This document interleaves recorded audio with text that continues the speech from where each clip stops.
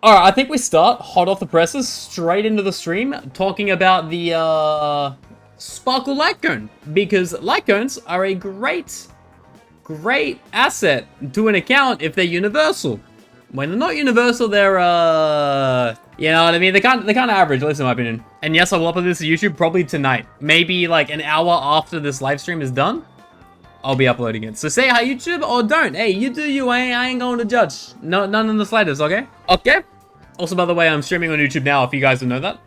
Fun fact. We are YouTube multi-streaming now. It is super scuffed. I need to change the playlist because it's copyrighted. Because it gets taken down every 10 minutes, but the point still stands. We're getting it working. Now, anyway, Light Cone preview. Earthly Escapade. The art goes kinda hard. We did know about it. We did already know about it, okay? We did know about the art because it was in the live stream for 2.0. But damn, it still looks pretty damn good, okay? Also, welcome in my dog. Subscribe now, true. If you don't subscribe, you like Genshin. And that's, you know what I mean? Anywho, what does it... Oh, there's a lot of crit damage. Hold on. Crit damage?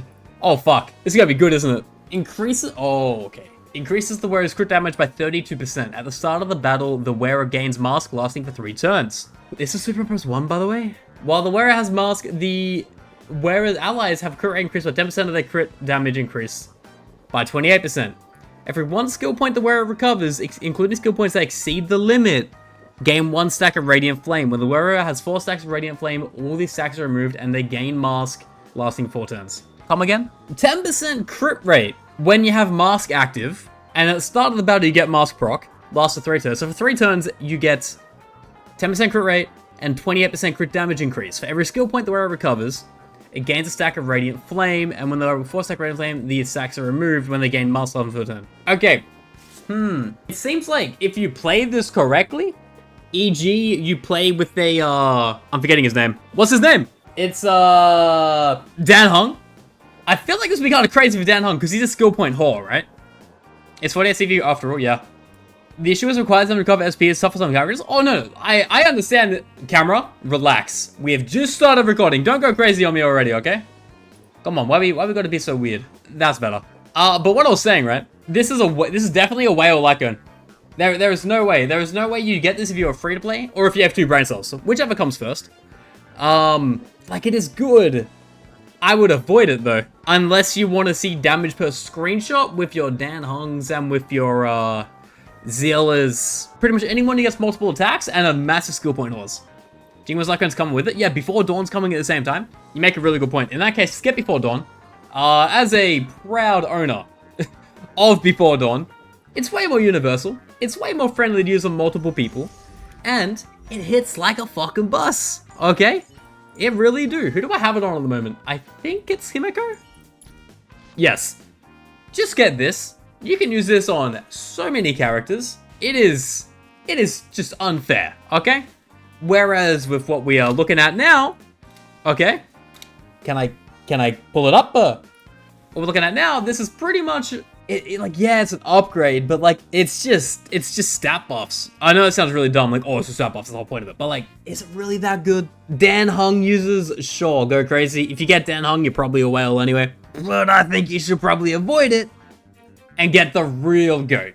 Let me just, if you don't know Before Dawn, if you somehow have not gone Before Dawn yet, Before Dawn Himiko, yeah, it's just, we just know. Himiko Before Dawn is the ultimate pairing, other than me and Himiko. You know what I mean?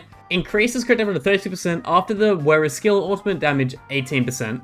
Right? We ain't done. After they use their skill or ultimate, they gain Somnus Corpus, triggering a follow-up attack. Somnus Corpus will be consumed and follow-up damage will be increased by 48%. This thing makes your erudition characters with follow-up attacks hit like a goddamn nuke, okay? Much more individual user-based than Sparkle, but you're probably only running 1 goddamn DPS per team anyway, so what's the real difference, right? You can use this in any situation with your character, whereas Sparkle's not going to require setup per se, but it requires skill point whorish characters paired with the character that you're using it for. So it's not even the skill point whorish character that gets to use Sparkle's Light Cone. It has to be Sparkle or Bronya or Asta or Tingyun or whatever it may be. You're getting it for collection's sake? I mean, hey look, getting it for collection's sake makes sense if you're a collector. I used to be like that, but then I realized, hey, I'm just going to get the Light Cones that are really good. E.g. Before Dawn. Thank you for coming to my TED Talk. The long and the short of it, out of 10, I'd give this like on a 6. Yeah, I'd say probably a 6. Do we think that's a high rating, or is that rating too low? I feel like it's definitely a pretty fair rating. You have no jades, also a good reason not to get it. It's fucking expensive. It's a light cone banner.